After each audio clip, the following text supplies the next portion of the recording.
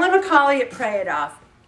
It's the week before Thanksgiving, and I want to talk about gratitude. And the first thing I want to talk about is gratitude and faith, and more specifically, the Catholic faith. And this article was written by a man who decided he needed to go to confession and the sacrament of reconciliation.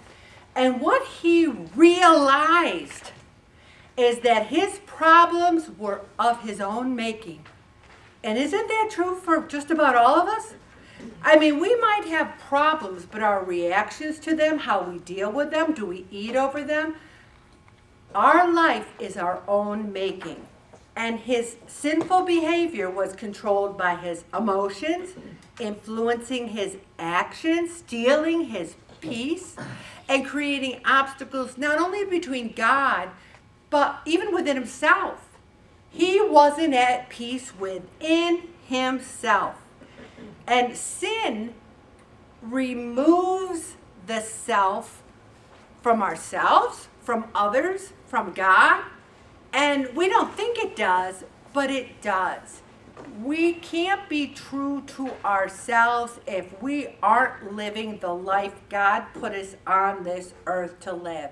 If we go to church on Sunday and yet we don't forgive people and we harbor anger and resentment, Jesus tells us to forget 70 times 7. That anger is a sin, and it hurts you and it hurts other people. If you are sinful, you don't feel gratitude for life, you don't feel gratitude towards others, you just don't feel happy with your life.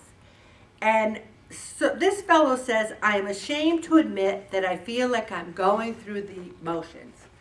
If you feel you're going through the motions and you have a strong faith, really examine it and say, where am I separated from God?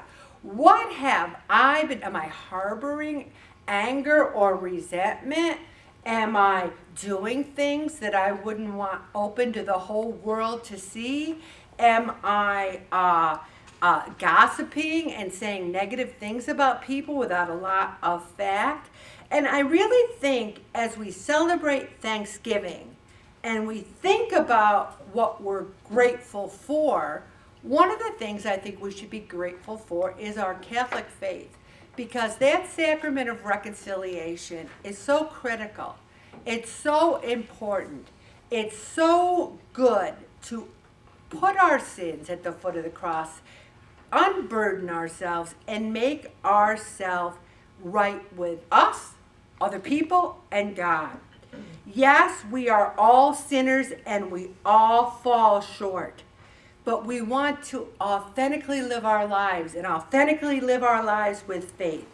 And so many of us stand in that Catholic cafeteria line and say, okay, I'm a Catholic, but I don't think you got to go to church on holy days. That's just some made up Rome rule. And I think God's going to love me even if I never go to confession. And I think that it's okay to do these things, and I'm not going to tell anybody else what to do, and I'm going to do this, and it's like there are certain Catholic, God bless you,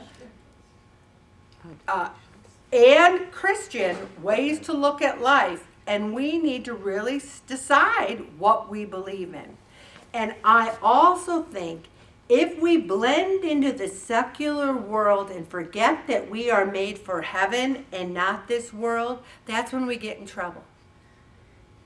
I am grateful for a God who loves me. I am grateful for the sacraments, especially the sacrament of reconciliation.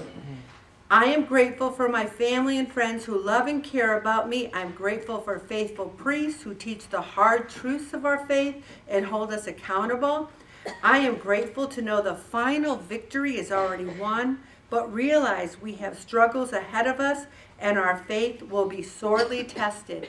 Just as we can become complacent in weight loss, we can become complacent in our faith, and we can be complacent in what we really believe. And this Thanksgiving, I think we need to take a hard look at our faith and say, what do I believe? And even if you have trouble with a certain amount of what you call the rules and regs, there still is nothing like confession. Because no matter what you believe in, gossiping about someone and being cruel, it's a sin. Lying, not being honest, those are sins.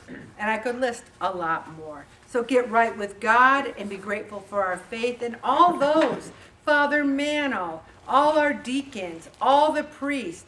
We need to be grateful and pray for our seminarians. I'm going to stop right there, Bobby.